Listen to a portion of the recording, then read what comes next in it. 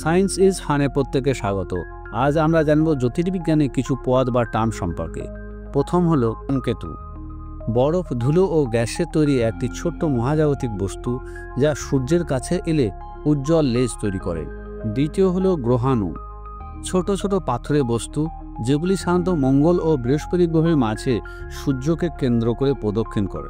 3. ছায়াপথ বা গ্যালাক্সি। বিপুল সংখ্যক নক্ষত্র, গ্যাস, ধূলিকণা ও অন্ধকার বস্তু অর্থাৎ ডার্ক এনার্জি এবং ডার্ক ম্যাটার দিয়ে গঠিত বিশাল মহাজাগতিক একটি কাঠামো। আলফা সেন্টাউরি পৃথিবীর সবচেয়ে কাছের নক্ষত্রমালার একটি, যেখানে 3টি নক্ষত্র রয়েছে: আলফা সেন্টুরি এ, আলফা সেন্টুরি বি এবং প্রক্সিমা সেন্টুরি। পৃথিবী থেকে গড় দূরত্ব প্রায় 4.3 আলোকবর্ষ। 5. ব্ল্যাক হোল একটি মৃত নক্ষত্রের অতিমাত্রায় ঘন কেন্দ্র, যার মহাকর্ষ এত শক্তিশালী যে আলো সেখান থেকে পালিয়ে আসতে পারে না। 6. আকাশগঙ্গা বা মিল্কি ওয়ে সৌরজগতে অবস্থানকারী সর্পিলীয় ছায়াপথ, কেন্দ্র থেকে প্রায় 30,000 আলোকবর্ষ দূরে অবস্থিত আমাদের সূর্যে।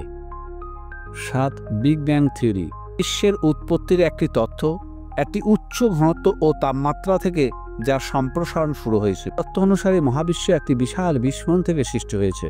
রেড জায়ান্ট বা লাল দৈত্য একটি নক্ষত্রের শেষ জীবনের ধাপ প্রসারিত হয়ে বিশাল ও লালচে রঙের হয়ে যায়। সূর্য একদিন রেড জায়ান্টে পরিণত হবে। এই নক্ষত্রমণ্ডল বা কনস্টেলেশন আকাশের তারাগুলোর একটি কল্পিত গঠন, যা একে অপরকে যুক্ত করে বিশেষ চিত্রের মতো দেখতে লাগে।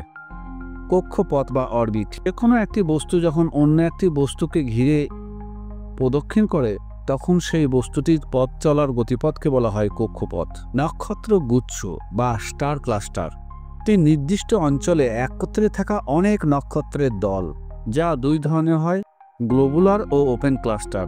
ম্যাজেলানিক মেঘ বা ম্যাজেলানিক ক্লাউড আমাদের ছায়াপথ মিল্কি ওয়েকে প্রদক্ষিণরত দুটি অনিয়মিত ছায়াপথ, বড় ও ছোট ম্যাজেলানিক ক্লাউড, যাদেরকে খালি চোখে দেখা যায়।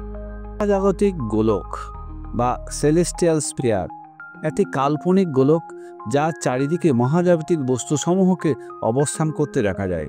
হাইপার গ্যালাক্সি একটি বড় ছায়াপথ ও তার চারপাশে ছোট ছায়াপথগুলোর সমন্বয়ে গঠিত একটি গ্যালাক্সি গ্রুপ হল হাইপার গ্যালাক্সি। বিষুব বছরে 2 বার যখন দিন এবং রাত সমান হয়, সূর্য যখন পৃথিবীর বিষুব রেখার ঠিক ওপরে অবস্থান করে, একে বলে জলবিষুব, একটাকে বলে মহাবিষুব।